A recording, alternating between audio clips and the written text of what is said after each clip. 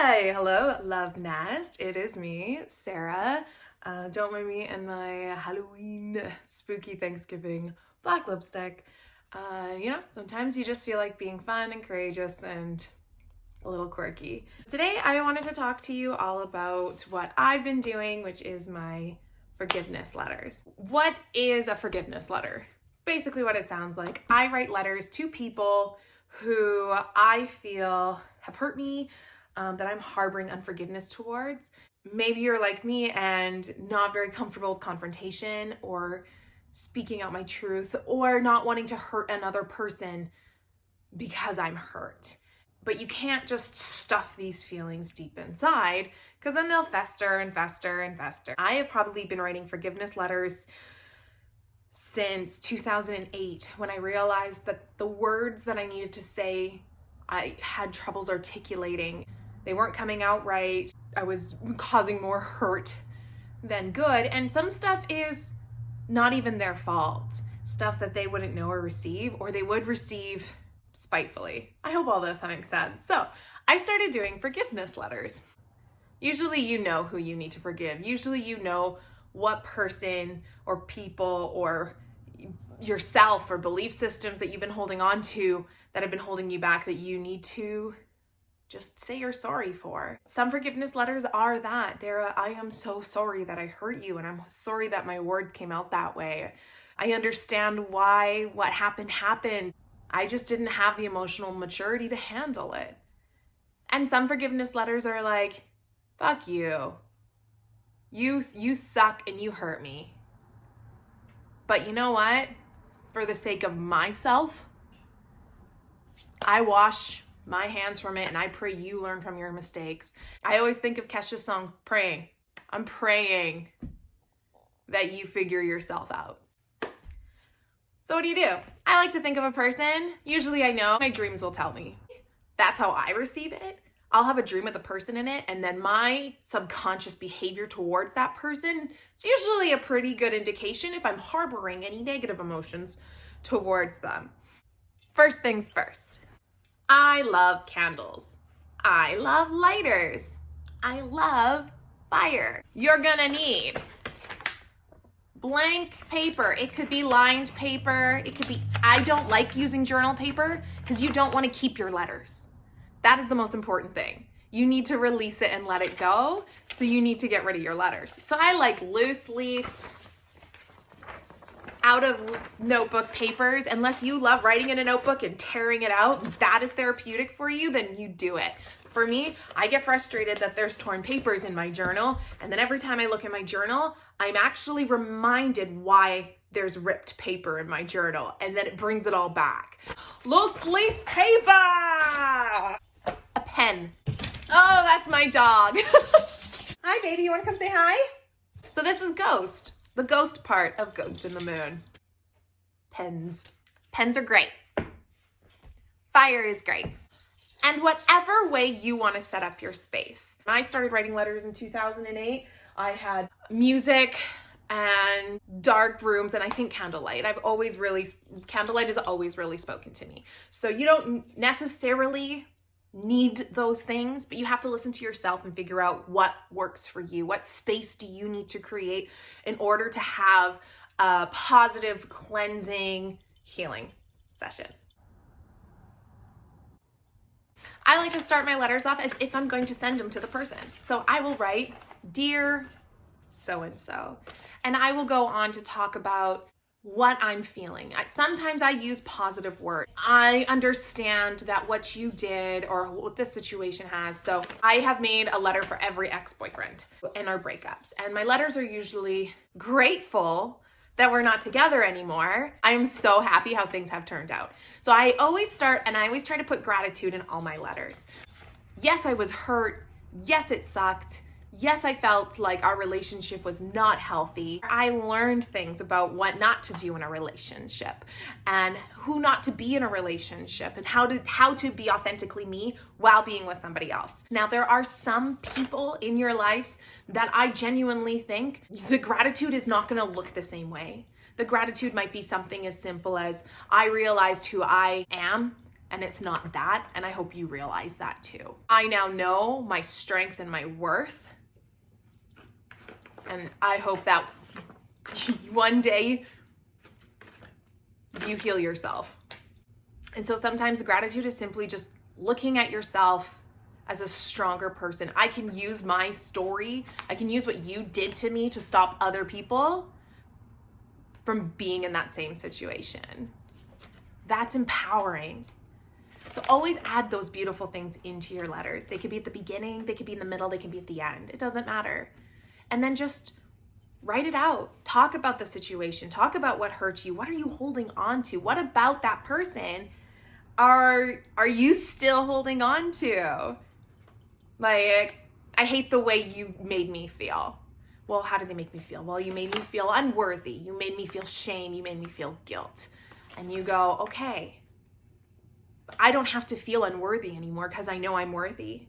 I don't have to feel guilt anymore because I have nothing to be guilty for. I don't have to feel shame. I don't have to beat myself up. I can take that guilt, the unworthiness, and that shame. I can put it into a letter and I can sign my name. And I always sign my name at the bottom of every one of my letters. Then what I like to do is I like to fold my letters in thirds with the writing tucked on the inside.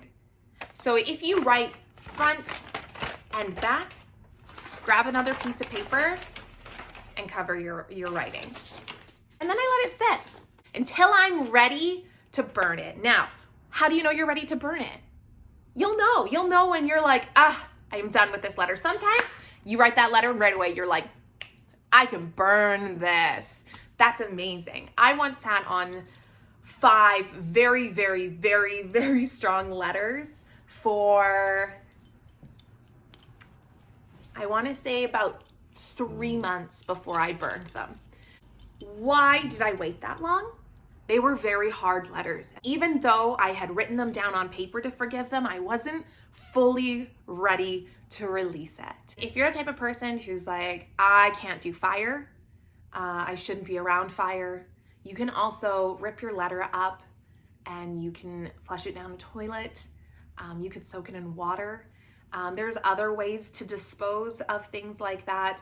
You may have your own method of disposing negative energy or disposing materials like that, and honor that. Honor you first, most importantly. So I have a letter here that I've written.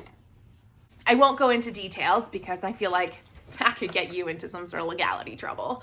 But I have a letter here written. I had a roommate I genuinely believed would throw away my things. I can't prove it. I have a hunch. They denied it. I don't know, but I held that for a really long time. Like, I really genuinely feel like she threw out a lot of my stuff. And she showed up in my dream one time and I literally was like, and she was breaking all my things in my dream. And I was like, I can't take this anymore. You break everything I own. You take everything I own. I can't have nice things because of you.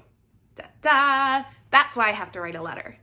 I can't have nice things because of you, which now means I have made a tie to owning things and money and financial gain to this person subconsciously without even realizing it. And it has been literally like 7 years. I wrote this letter basically saying none of my feelings about her would have bothered me if I wasn't so dead set on the fact that you got rid of my bass guitar. Maybe I wouldn't be writing this letter, but Lucy is gone, the name of my bass, and I blame you for it. Lucy was my bass, my soul, my love. I have to stop blaming you. Now that's the key. I came to a place where I had to stop blaming her. That blame was holding me back from fully forgiving people. Me still hoping karma was gonna get her for something that I can't even prove she did or not 7 years ago is not benefiting either of us. I needed somebody to blame for all of a sudden my bass guitar was gone one day. I moved out and it was gone. I looked everywhere. It was nowhere. I knew exactly where it was one day. Then when we moved out, it was gone. So I needed to blame somebody. I needed to hold somebody accountable because it didn't make sense in my head. And I looked at that and I went, it was this person, and I clung onto it, and I wanted to like curse her and curse her life and make her life awful. But I was, you know, still at that point a good Christian girl, so I did what good Christian girls do, and I go, karma will take care of her. You reap what you sow. Wash my hands from it. I literally unintentionally cursed this situation because I was upset over an instrument. And I get it. We're hurt. There's reasons we're hurt. But I can find more freedom in forgiveness than in cursing and in karma. The truth is, I need to not blame you or hold you accountable anymore. To lift the curse above your head lifts the curse over mine. And for that, I am sorry. Wishing and believing for goodness to find you. And that's how I ended it. Wishing and believing for goodness to find you. Now again, this is one of my more shallow letters. I didn't even realize I was holding on to this unforgiveness until I dreamt it. I think about her and I go, ugh, she threw my base away. I don't know if she did, but I blamed her for it. But that was where my mindset was. My mindset was immediately triggered when I thought of her, was that she threw something away of mine.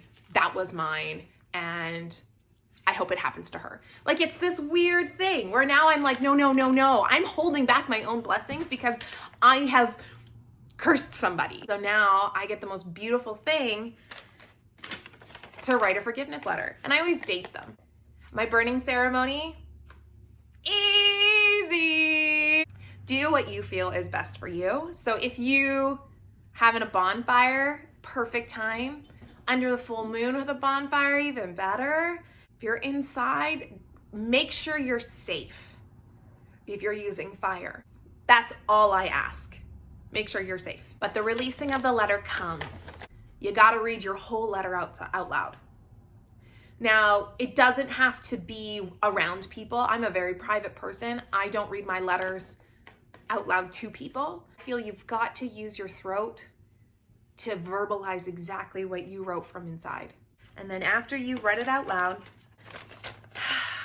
with gratitude and with love, thank yourself for being so brave for writing this letter and being so brave for forgiving this person and being so brave for releasing these emotions, because it's not easy. Give gratitude to whatever has brought you here to this place in your life where you can receive healing. And remember that healing isn't linear. You can write a letter to somebody and release these emotions, and a couple months later, something new will be brought up. It doesn't mean you haven't forgiven that person. It just means that there's still more healing to be done, and that is okay. It hurts, it sucks. Some days you just want to be done with all the healing. But some hurt and some traumas need more time and need more love. They're buried deep into our emotions, our very fabric and our beings. You can find healing on a yoga mat as you stretch your muscles out because your muscles retain emotion. I thought I wrote that person a letter, and here I am crying, thinking about this person as I'm stretching out my hamstrings. It doesn't mean you haven't forgiven them. It just means that there's still more healing. Maybe a letter isn't the way for you to process your emotions and to heal. That's okay too.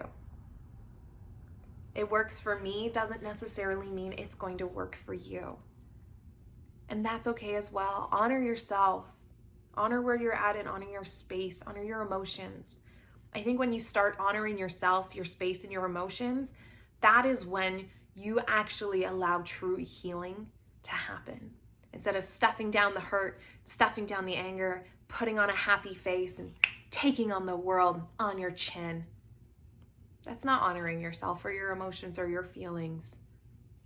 That's what the world has told us we have to do to try to get by. And some days, you gotta put that face on. But when you come home, make sure you take that face off and you allow yourself to sit with the anger and sit with the hurt without shame, without guilt. Just note, I am not a medical professional.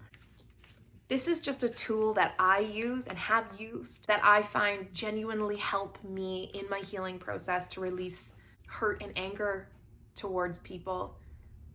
Letters to me is the most selfish way I can heal myself. I don't have to necessarily get that person involved. I don't have to dredge up the past. I'm not saying that you shouldn't. Again, I'm not a medical professional. I love letters. I write my letters. I don't send my letters. I write them for me. I speak them to the universe, and then I set them on fire. Go with love. Go with gratitude, honor yourself, be kind to yourself, be patient with yourself. I hope this practice helps you. Let me know if it does, or let me know what other practices that you do to help release healing in your own life. That is all for now. Thank you so much for tuning in. I love you guys. Thank you. This video will probably be lopsided because I taped my phone to a chair and one side of the tape just kind of goes to that side.